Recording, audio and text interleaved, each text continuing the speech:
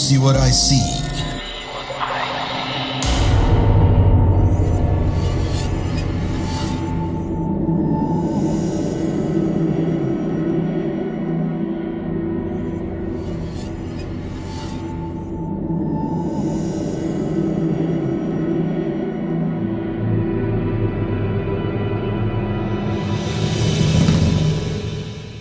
Halo semuanya, perkenalkan saya Ray.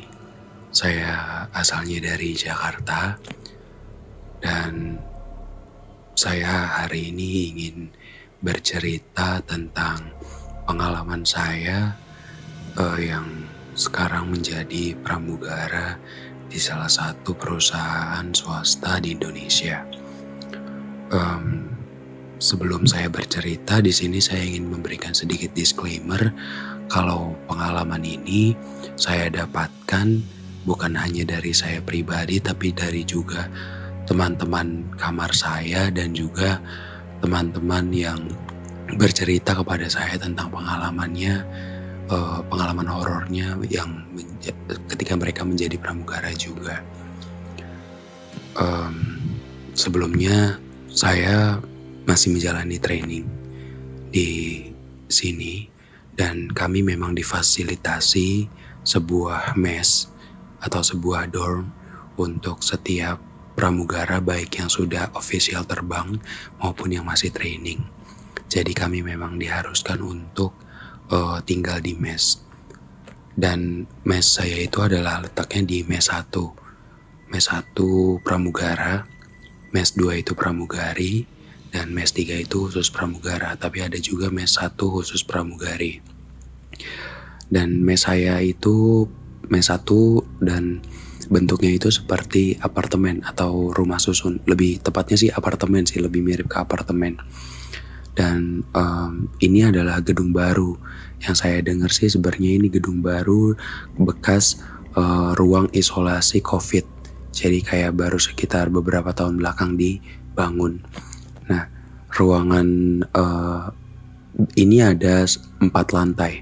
Jadi lantai dasar, lantai 2, lantai 3 dan juga lantai 4. Nah, lantai dasar itu masih kosong, gak ada apa-apa. Jadi kayak sebatas ruangan yang kosong lah.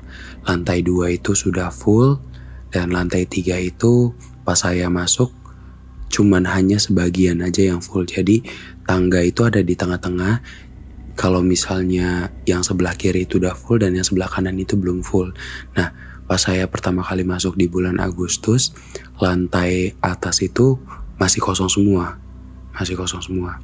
Lalu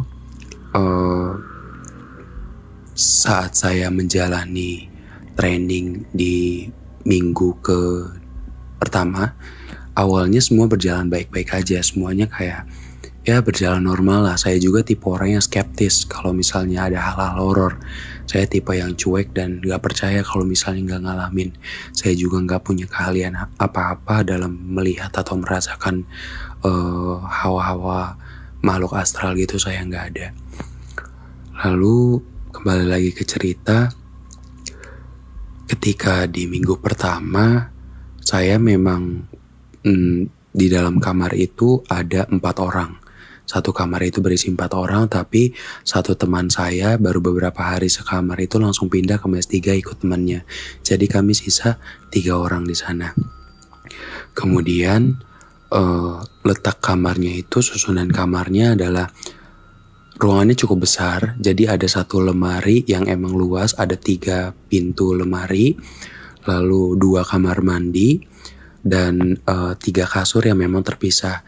Jadi saya kasurnya itu di dekat pintu di samping lemari, teman saya di dekat kamar mandi 1, dan teman saya yang satu lagi itu di kamar mandi yang sebelahnya. Jadi kami terpisah gitu tidurannya. Nah, lanjut lagi pada saat minggu pertama, kamar mandi itu memang agak sedikit bermasalah kalau misal bisa dibilang. Jadi kalau misalnya keran di kamar mandi 1 itu dinyalakan, keran yang satu di kamar mandi lainnya itu ikut nyala gitu. Jadi emang, dan begitu juga sebaliknya. Dan memang saya merasa ya udah, mungkin emang begitu kali kekurangan dari si mes satu ini. Lalu saat saya sedang belajar di dalam mes malam-malam, saya mendengar suara kucuran air di kamar mandi yang satu gitu loh, kamar mandi satu. Lalu saya awalnya cuek, oh ya udah gitu loh, mungkin emang biasanya kayak gitu. Tapi setelah saya pikir lagi, gak lama kemudian kan gak ada kamar mandi yang saya nyalain. Ya udah, saya bangun dari duduk, saya langsung ngecek kerannya apakah nyala atau tidak. Ternyata memang di setting itu nyala. Padahal saya ingat sekali terakhir kali kami gunain itu gak ada yang pakai kamar mandi kecuali abis maghrib. Waktu itu pukul 8 kalau gak salah, saya lagi belajar. Nah, teman-teman saya 2 orang itu lagi keluar sementara saya sendiri di kamar. Saya matikan, awalnya mati. Lalu saya duduk lagi belajar, tiba-tiba nyala lagi. Dan kerannya pun dalam posisi menyala gitu loh. Saya bingung kan, kenapa sebenarnya itu loh. Tapi saya orangnya cuek, oh mungkin emang saya nutupnya gak bener atau dan lain sebagainya. Atau mungkin kamar sebelah lagi nyalain air, makanya kamar mandi saya ikutan nyala juga. Jadi saya masih mikir logis aja waktu itu. Nah, itu sendiri saya ngerasain. Habis itu gak lama kemudian, beberapa hari kemudian, saya sama teman saya, sebutannya namanya Zaki, itu sedang duduk juga, lagi ngobrol-ngobrol, lagi makan bareng di dalam mes. Teman saya yang satu lagi keluar. Ketika saya lagi ngobrol sama dia, air nyala lagi di kamar yang satu, yang dekat kamarnya, dekat kasurnya dia. Saya tanya ke dia, Zak, lo nyalain keran ya? Kok lo nggak matiin sih? Lo enggak, gue nggak nyalain keran. Gue terakhir kali make itu tadi sholat maghrib doang, kata dia kayak gitu. Lalu ya udah deh tuh, saya coba matiin lagi dan masih aja kayak gitu. Baru deh saya cerita ke Zaki tentang hal ini, dan dia tipe orang yang cuek gitu loh. Jadi kayak ya udah, saya juga masih bodo amat gitu loh. Nanti juga bakal mati sendiri kan gitu. Dan itu posisinya yang kedua kali ini bukan cuma satu keran yang nyala, tapi dua-duanya juga nyala.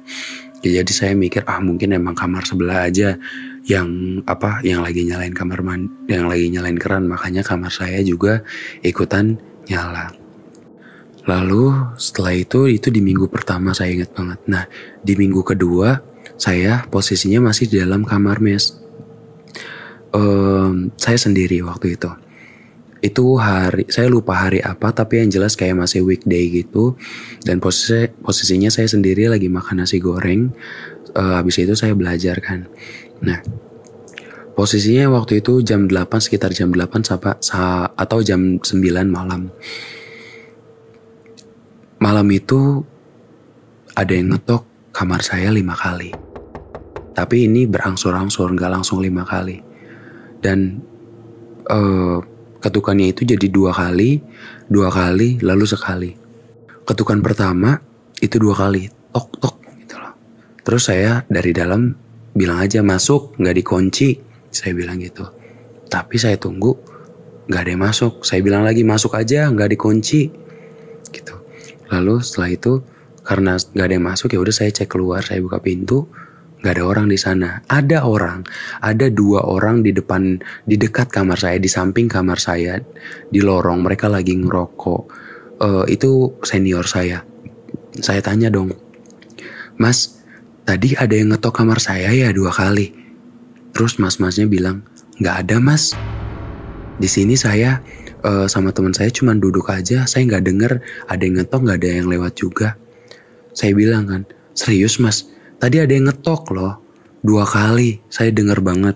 Masalahnya kalaupun emang itu kamar lain yang diketok, pasti ngerasa nggak sih kayak getaran di kamar sendiri atau pintu sendiri yang diketok tuh beda. Nah, saya ngerasain getaran itu di kamar saya, makanya saya yakin banget kamar saya yang diketuk.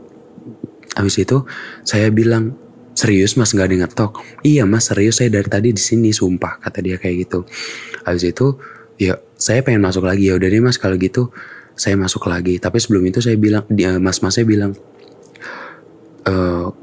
hal kayak gitu mah udah biasa mas, udah bakal jadi makanan sehari-hari. Teman saya juga sering ngalamin kayak gitu, teman saya juga sering. Dia kadang ngedengar suara cewek yang manggil nama, langsung nama, misalnya Mas A, Mas A, Mas A, kayak gitu.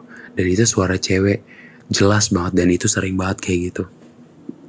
Terus saya setelah denger itu kayak ya udah gitu loh, mau diapain lagi, mungkin emang kayak saya ngerasa ya udah, emang mungkin pengen kenalan aja kali gitu kan.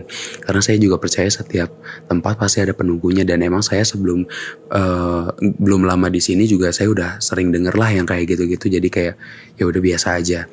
Terus karena saya cuman senyumin aja, ya udah deh Mas kalau kayak gitu, makasih ya. Saya langsung masuk lagi ke kamar. Saya duduk lagi tuh di bawah, karena emang dari awal saya duduknya di bawah, bukan di atas kasur. Saya duduk di ubin. Baru saya duduk belum ada 3 menit atau 2 menit, ada yang ngetuk lagi 2 kali. Dan suaranya itu mirip banget kayak suara ketukan tembok. Soalnya tembok saya ini bukan kayak tembok yang tebel gitu loh, bukan triplek juga, bukan yang tipis juga, tapi kayak ketukannya beda, dan itu mirip-mirip banget kayak ketukan pintu. Makanya tapi agak beda sedikit gitu loh. Makanya saya mikir, oh mungkin emang temennya si mas-mas kamar sebelah yang lagi ngapain gitu, makanya suaranya tuh ketukannya kayak gitu. Saya buka lagi dong, Mas serius gak ada yang ngetuk pintu saya? Tadi ada yang ngetuk lagi loh 2 kali, tok-tok kayak gitu lagi. Terus abis itu, serius Mas, gak ada yang ngetok, sama sekali gak ada yang ngetok. Saya dari tadi di sini. Nah abis itu karena pintu mereka kamarnya lagi dibuka, ada satu temennya yang lagi tiduran. Saya tanya ke orangnya, Mas, tadi Mas ngetok-ngetok tembok ya? Enggak Mas, saya dari tadi tiduran kok gitu loh. Nah tembok yang emang pas banget sampingan sama kamar saya itu mereka jadiin kayak meja gitu loh, meja sama lemari. Jadi bukan, dan sementara kasurnya mereka itu nempel di tembok yang sebelahnya. Jadi kayak nggak mungkin banget dia ngetok gitu loh, ngetok atau ngelakuin kegiatan di situ. Soalnya dia bilang dari tadi dia tiduran di kasurnya. Sementara tembok yang dekat sama saya atau yang berimpitan sama saya, yang juga tembok saya, itu deketan sama meja atau lemarinya dia. Saya dari tadi di sini Mas tiduran katanya gitu. Terus habis itu saya mulai takut di sini kan, karena udah 2 kali, udah 2 kali kayak gitu dan gak ada yang ngaku. Terus habis itu ya udah saya balik lagi ke kamar, walaupun mas-mas seniornya bilang udah Mas belajar di luar aja kalau gitu. Tapi karena saya tipe yang nggak bisa fokus kalau misalnya ada suara berisik, makanya saya ya udah beraniin diri aja. Abis itu saya tutup pintu, terus saya bilang kalau mau gangguin saya atau pengen kenalan nggak apa-apa, asalkan jangan nunjukin yang aneh-aneh. Kalaupun emang pengen tunjukinlah yang cantik-cantik, yang baik-baik. Saya sampai teriak gitu, sampai saya ngomong gitu sendirian di kamar gitu kan. Nah yang kedua kali ini saya masuk, yang tadinya saya duduk di ubin, sekarang saya duduk di di kasur gitu kan. Baru saya nempelin pantat, kayak baru nempelin pantat, duduk. Abis itu ada yang ngetok, tapi ketokan kali ini kayak lebih kenceng, kayak tok, sampai kayak gitu, sampai kayak bener-bener ngelempar barang ke pintu saya. Saya nggak pikir panjang, saya langsung lari dari kasur saya langsung buka pintunya kenceng banget, sampai mas-mas di depan masih kaget. Mas serius nggak ada yang ngetok pintu saya? Ini udah 5 kali loh Mas dia ngetuk Mas. Serius Mas nggak ada yang ngetok gitu loh. Dan tapi ketukan yang kedua tadi sebenarnya saya denger Mas. Saya denger ada yang ngetok kamar Mas 2 kali di ketukan kedua tadi. Tapi yang pertama sama yang ketiga saya nggak denger apa-apa. Saya nggak ngeliat siapa-siapa yang ngetok juga. Saya langsung merinding sekujur tubuh. Bener-bener kayak ini baru pengalaman saya digangguin kayak gini gitu kan. Nah setelah itu saya langsung nggak mau ngelakuin apa lagi. Saya langsung tutup buku saya langsung pasang headset, saya langsung dengerin Spotify kan, saya langsung dengerin lagu karena saya udah takutan duluan. Nah setelah 5 kali ketukan itu, saya kayak udah, setelah itu nggak ada lagi tuh ketukan-ketukan kayak gitu, gangguan-gangguan kayak gitu udah nggak ada lagi.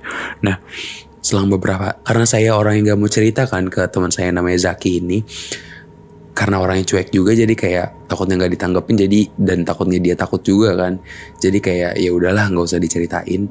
Tapi habis itu teman saya yang satu lagi, panggil aja namanya Mas Yadi. Nah Mas Yadi ini cerita kalau misalnya dia itu kayak pernah apa ya, kayak cerita horor gitulah, saya lupa dia cerita horor apa ke si Zaki ini. Lalu kayak awalnya saya nggak mau ceritakan tentang masalah ini ke Zaki, baru saya cerita tentang masalah ketukan itu pertama. Nah gak lama kemudian ini ceritanya beda ya, jadi kayak harinya beda gitu. Jadi si Zaki sama si Mas Yadi ini cerita duluan tentang cerita horornya. Habis itu selang beberapa hari saya baru cerita ke Zaki tentang yang ketukan itu. Dan hari selanjutnya saya baru cerita ke Mas Yadi masalah ketukan itu. Dan Mas Yadi bilang, saya juga sering kok ngeliat pocong di kamar kita. Jadi waktu itu jam 2 malam saya kebangun dan saya kayak ngelihat ke arah pintu, dan pintu itu emang dekat sama lemari. Di situ ada pocong lagi berdiri. Saya pikir itu kan kamu atau enggak si Zaki kan, karena biasanya emang kamu tidurnya malam gitu loh. Tapi pas saya lihat lagi, kamu udah tidur, Zaki juga udah tidur. Jadi pas saya lihat, oh iya udah, ternyata itu emang pocong di situ. Mukanya hancur, badannya emang putih gitu loh, bajunya putih berdiri ngeliatin ke arah kita semua. Terus habis itu saya langsung kayak tertegun gitu loh, karena emang yang paling dekat sama pintu dan juga lemari itu saya kan. Jadi kayak ya udah deh, setelah Mas Yadi cerita itu, saya kayak ngerasa setiap kali saya tidur, karena saya selalu tidur malam kan, saya duluan, mereka duluan berdua yang tidur baru saya ngerasa kalau misalnya saya tidur tuh saya selalu kebangun karena ada yang merhatiin, baik di pintu kalau enggak di kamar mandi gitu loh. Nah terus baru beberapa hari ini saya cerita ke teman saya tentang masalah yang horor ini, dan dia bilang biasanya yang ngetok itu ada yang di orangnya atau hantunya itu ada di dalam. Jadi yang ngetok itu di dalam, bukan dari luar, katanya gitu kan. Tapi kayak ya udahlah, saya juga udah sekitar 2 bulanan kan di mes ini, jadi kayak ya udah, mau kayak gimana kayak gitu loh. Dan saya juga nggak ngelakuin apa-apa kan di sini, cuman pengen emang kerja dan belajar. Lalu selain gangguan itu juga ada juga kayak gangguan lain, kayak misalnya saya lagi di kamar mandi, saya lagi BAB, itu saya kebiasaannya kalau BAB itu ngerokok atau enggak denger lagu gitu kan. Tapi di luar sayup-sayup saya dengar kayak ada yang masuk, kayak ada yang lagi berkegiatan gitu pokoknya di luar. Saya panggil Zaki gitu loh, atau enggak Mas Yadi, itu nggak ada yang nyaut, tapi kedengeran jelas banget ada yang masuk, ada yang berkegiatan, kayak ada yang buka kantong plastik, itu sering banget kayak gitu. Kayak ada yang ngomong juga sering banget, tapi pas saya udah selesai sama urusan saya di kamar mandi, pas saya buka itu kosong, pintu masih ditutup. Jadi kayak ya udah, itu sering banget sih kalau misalnya itu, dan itu kayak hampir setiap hari kayak gitu. Nah mungkin itu aja cerita dari saya, pengalaman saya ketika berada di mes pramugara ini. Jadi kalau misalnya memang ada lagi cerita, jadi sebenarnya masih banyak sih cerita yang disampaikan oleh teman saya yang sudah terbang dari maskapai lain. Itu pengalamannya, tapi saya belum minta izin ke dia untuk menceritakan hal ini. Jika memang nanti saya sudah dapat izin, saya mungkin akan menceritakan kembali, dan itu emang horor banget, bener-bener sampai kayak kelihatan wujudnya. Ya, itu ceritanya ada dia di dalam pesawatnya dia, dan juga di cerita di mes 3. Terima kasih dan selamat malam.